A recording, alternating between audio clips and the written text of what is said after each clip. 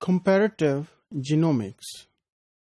In order to manipulate the genomic DNA and to isolate our gene of interest, it is very important that we must have the comparison of genomes from one organism to another organism. So, what is the comparative genomics? तो इसमें हम ये define कर सकते हैं कि ये एक ऐसा प्रोसेस है जिससे हम जो डिफरेंट जीनोम्स में सिमिलैरिटीज हैं या डिफरेंसेस हैं वो फाइंड आउट कर सकें. So it is a process where we can know the differences and similarities of genomes from one organism to another organism. अब बहुत सारी जीन्स ऐसी हैं जिनके जो फंक्शंस हैं वो एक ऑर्गेनिज्म से दूसरे ऑर्गेनिज्म में सिमिलर हो सकते हैं. तो ये उस वक्त हम इसका आइडिया लगा सकते हैं जब हम जीनोम की अलाइनमेंट करें और जो हाईली कंजर्व्ड रीजन है उनको फाइंड आउट करें. तो जो हाईली कंजर्व्ड रीजन होंगे वो इंडिकेट करेंगे कि इन जीन्स का जो फंक्शन है या जो प्रोटीन्स का फंक्शन है जो ये इनकोड करते हैं they are having the overlapping or the same function. किस तरह बहुत सारी जीन्स ऐसी हैं जो कि ह्यूमन में या दूसरे लिविंग ऑर्गेनिज्म में उनका फंक्शन जो है वो सेम होता है.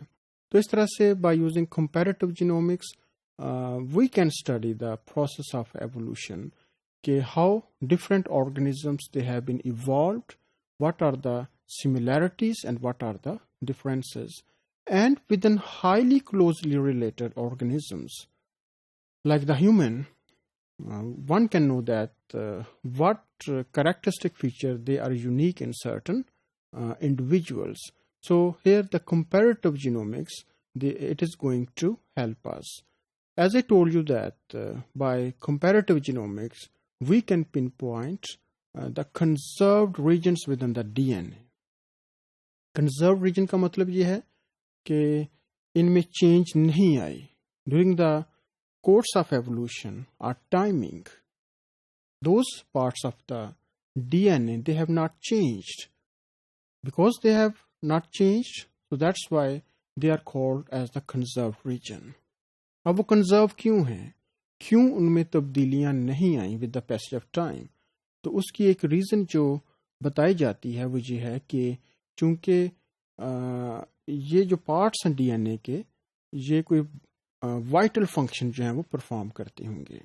वाइटल इन द सेंस कि they are going to encode very important functional protein whose function it is very imperative or necessary for the living organism. So the comparative genomics to study different genes, we can distinguish the function of different genes or group of genes on the basis of two terminologies, that is what is orthologs and paralogs.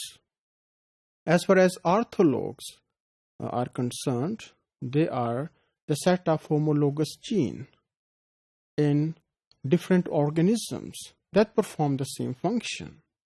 कि ऑर्थोलॉग्स ऐसी homologous gene का set है different organisms में जो कि same function करती हैं. कि ऑर्गेनिज्म डिफरेंट हैं, दे आर सो कंजर्व्ड कि ये बड़ा वाइटल फंक्शंस करती हैं. So because of this reason they are categorised under the heading orthologs. On the other hand, paralogs are those homologous genes that may be closely related within an organism, but they may not perform related functions. So in this way, these two sets of genes, they can be categorized under the heading orthologs and paralogs. इसमें देख सकते हैं कि बहुत सारी jeans या बहुत सारी प्रोटीन्स ऐसी हैं जो कि डिफरेंट ऑर्गेनिजम्स में वाइटल फंक्शंस करती हैं.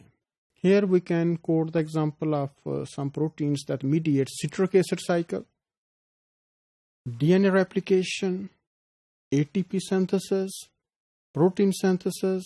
So variety of proteins, they perform vital functions.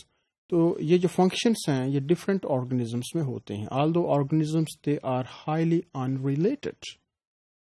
तो इस सिचुएशन में हम ये एक्सपेक्ट कर सकते हैं कि all those vital genes we can categorize under the heading like orthologs, but it is not the reality. Why? Because although genes, they perform the vital function in different organisms, but the sequence of the vital proteins and their three-dimensional structure, it can vary from one organism to another. And those variations in the structure or sequence, they may be due to mutations or minor mutations that the organism got during the course of evolution. So under such situations, the orthologs, they may be called as non-homologous orthologs displacement. And such ortholog displacement, it is very common where protein in one organism, it perform the function and same in another organism, but still they are different in their sequence and in the three-dimensional structure.